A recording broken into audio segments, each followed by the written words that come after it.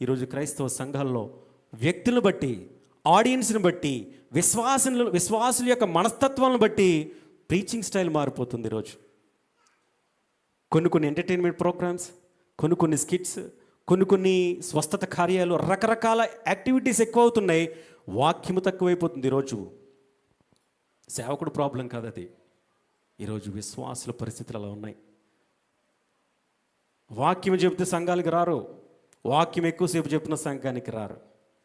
నా చిన్నప్పుడు జరిగిన ఒక ఇన్సిడెంట్ చెప్తాను. బీపీఎఫ్ ఆకివీడు హెడ్ క్వార్టర్స్ మీ అందరికి తెలుసు. ఆకివీడులో ప్రతి సంవత్సరం సహవాస కూడికలు జరుగుతాయి, ప్రతి సంవత్సరం మహాసభలు జరుగుతాయి. మహాసభలు 6 రోజులు జరుగుతాయి. అయితే నా చిన్నప్పుడు నేను ఎలా ఫీల్ అయ్యేవాడిని అంటే, మీటింగ్స్కి వెళ్ళడానికి చాలా ఆసక్తిగా ఉండేవాడిని. దేవుని సన్నిధి అన్నా, వాక్యం అన్నా, లేకపోతే ఆ అట్మాస్ఫియర్ అన్నా నేను చాలా ఇంట్రెస్ట్ చిన్నప్పటి నుంచి, భక్తిలో పెరిగాను కాబట్టి. అయితే మీటింగ్స్కి వెళ్ళినప్పుడు ఉదయకాల కూడికలో ప్రసంగాలు ఉంటాయి కదా, మెసేజ్ చెప్తారు కదా. పాటల వరకు బాగానే ఉండేది, చక్కగా ఎంటర్టైన్మెంట్ ఉండేది, పాటలు పాడేవారు. ఫస్ట్ మెసేజ్ చెప్తున్నప్పుడు మనం అప్పుడే ఫ్రెష్గా వింటాం కాబట్టి మైండ్ ఫ్రెష్గా ఉండేది, చక్కగా ఇంట్రెస్ట్గా వాక్యం వినేవాడిని. ఫస్ట్ మెసేజ్ వరకు బాగానే ఉండేవాడిని. అక్కడ ఏం జరుగుతుందంటే రెండో ప్రసంగం ఉంటుంది. ఒక్కొక్క ప్రసంగం గంట పైన ఉంటుంది. రెండో ప్రసంగానికి ఓకే, నేను మెంటల్గా ఫిక్స్ అయ్యేవాడిని. మన సహవాస అనుభవం ఏంటంటే వాక్యానికి ప్రాధాన్యత ఇస్తాం.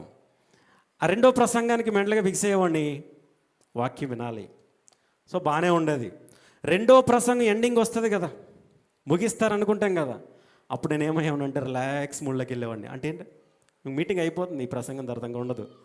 ఈ మీటింగ్ తర్వాత మనం వెళ్ళి బయటికి వెళ్ళొచ్చు, చక్కగా తిరగవచ్చు, అందరితో మాట్లాడుకోవచ్చు. రెండో ప్రసంగం అయిపోయేసరికి మీటింగ్ అయిపోతుందన్న మూడ్లోకి వెళ్ళి రిలాక్స్ మూడ్లోకి వెళ్ళేసరికి ఇంకో ప్రసంగం ఉంటుంది. ఇది బీపీఎఫ్లో మీలో చాలామంది వచ్చి ఉన్నారు, అక్కడికి తెలుసు మీకు. ఆ మూడో ప్రసంగానికి మనకేం బుర్ర పనిచేయదు ఇంకా. అంటే పెద్దోడిని కాదు, అప్పటికి నేను చాలా చిన్నోడిని. ఏం పనిచేయదు. తప్పని పరిస్థితుల్లో ఇష్టం లేకపోయినా కష్టంగా కూర్చునేవాడిని, నటించేవాడిని వాక్యం వింటున్నట్టు. నటించకపోతే వెనకాల తిరిగితే వెనకాల ఎవరుంటారు? వెనకాల ఎవరుంటారు? తల్లిదండ్రులు ఉంటారు. ఇప్పుడు మూడో ప్రసంగం వినకుండా నేను బయటికి వెళ్ళొచ్చు. బయటికి వెళ్తే ఎవరైనా చూస్తారు, అదిగో పలానా వాళ్ళ అబ్బాయి బయట తిరుగుతున్నారు, అది ప్రాబ్లం. మా అమ్మ నాన్న తిడతారని కాదు, బయట వాళ్ళు చూసి వీళ్ళకి చెప్తారని. మనకు ప్రెస్టేజ్ ఎక్కువ చాలా, అప్పుడే చిన్నప్పుడే మాట అంటే పడవ. మూడో ప్రసంగానికి సర్లే ఓపిక కూర్చుంటాం. కొన్నిసార్లు ఏమవుతుందంటే సమయాన్ని బట్టి 4వ ప్రసంగం కూడా ఉంటుంది మహాసభల్లో. ఏం చేయాలో అర్థం కాదు, కోపం వచ్చేస్తుంది, ఇరిటేషన్ వచ్చేస్తుంది, అయినా సచ్చినట్టు కూర్చోవాలి. సరే, అది అయిపోయిన తర్వాత మీటింగ్ అయిపోద్ది, మధ్యాహ్నం భోజనంకి వెళ్తాం. ఆ భోజనాలు ఇంట్రెస్టింగ్ ఉంటాయి. చింతపండు రసం, పప్పు ఫేమస్ మహాసభల్లో, చాలా టేస్టీగా ఉంటాయి. అది తినడానికి చాలామంది ఇంట్రెస్ట్ చూపిస్తూ ఉంటారు. అంటే ఒక ఫెలోషిప్, చక్కగా ఆనందంగా కలిసి, అది చికెన్ మటన్ కంటే టేస్ట్ ఉంటుంది మహాసభల్లో భోజనాలు. అది తింటాం సందడిగా. అది అయిపోయిన తర్వాత బయటకు వచ్చి రిలాక్స్ అనే మూడ్లోకి వెళ్ళేసరికి 4 అయిపోద్ది. 4 గంటలకి యవనస్తులు కూడుకుంటుంది అక్కడ యూత్ మీటింగ్. అప్పుడు మనం వెళ్ళాలి కదా యూత్ మీటింగ్కి. అక్కడో గంట ప్రసంగం. ఆ గంట ప్రసంగంలో వాయిస్తారు గట్టిగా. అది అయ్యేసరికి 5:30, 6 అయిపోద్ది. మళ్ళీ సాయంత్రం 6 గంటలకి మళ్ళీ మీటింగ్. ఆ మీటింగ్లో మళ్ళీ ఎన్ని ప్రసంగాలు?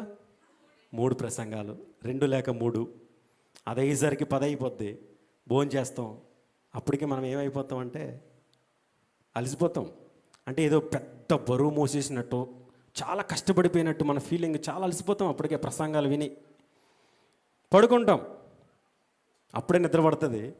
4 లేపేస్తారు మళ్ళీ. ఉదయం 4-5 గంటలు లేపుతారు. ఓ పాట పాడతారు.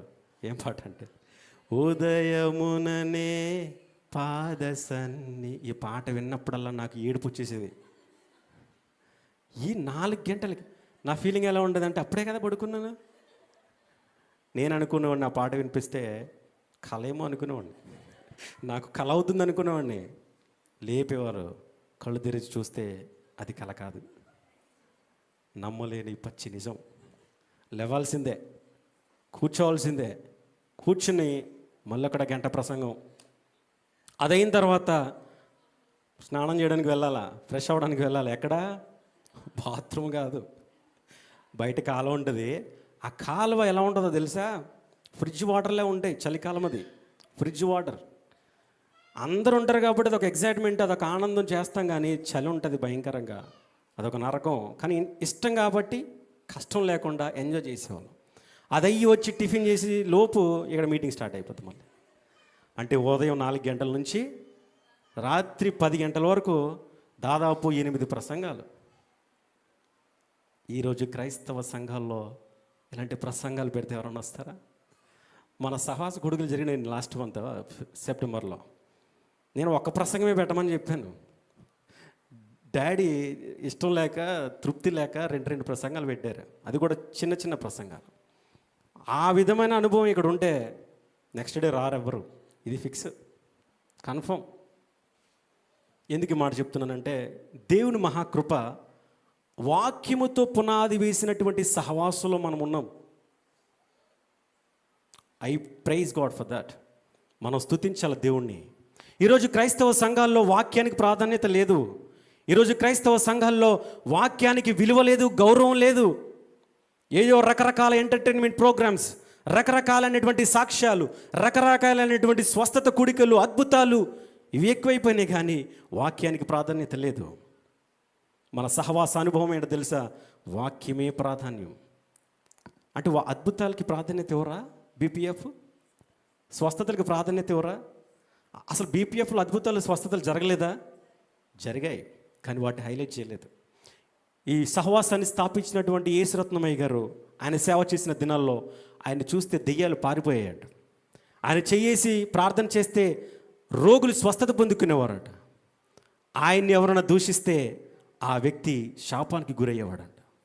ఎన్నో గొప్ప గొప్ప కార్యాలు, గొప్ప గొప్ప అద్భుతాలు సహవాసంలో జరిగినాయి, కానీ వాటిని హైలైట్ చేయలేదు అయ్యగారు. వాటికంటే గొప్పది వాక్యం. అసలు ఆ వాక్యమే మనలో ఉంటే అద్భుతాలు ఆటోమేటిక్గా జరుగుతాయి. అది కాన్సెప్ట్. టెంపరరీ అద్భుతాలు, టెంపరరీ మిరాకిల్స్ని హైలైట్ చేస్తున్నారు ఈరోజు సంఘాలు. కానీ అద్భుతం జరగాలంటే ముందు మనలో ఉండవలసింది వాక్యం. అది పునాది, అది బేస్మెంట్. ఆ వాక్యమే లేకపోతే మన జీవితంలో అద్భుతాలు జరగవు. ఈరోజు చాలామంది క్రైస్తవ సంఘాల్లో ఇలాంటి పరిస్థితులు ఉన్నాయి. దేవుని మహాకృపను బట్టి బీపీఎఫ్ పరిచర్య అలాంటి పునాది కాదు, వాక్యము మీద వేసినటువంటి పునాది. వాక్యానికి ప్రాధాన్యత ఇచ్చేటువంటి సహవాసము. ఇలా వాక్యానికి ప్రాధాన్యతనిచ్చే సహవాసాలు, సంఘాలు ఈ రోజుల్లో ఉన్నాయా? ఉన్నాయా అంటే ఉన్నాయి, కానీ చాలా తక్కువ. జ్ఞానం పెరిగిపోయింది ఈరోజు మనుషులకి. వాక్యం ఎక్కువసేపు చెప్తాను, అడవదు, కుదరదు.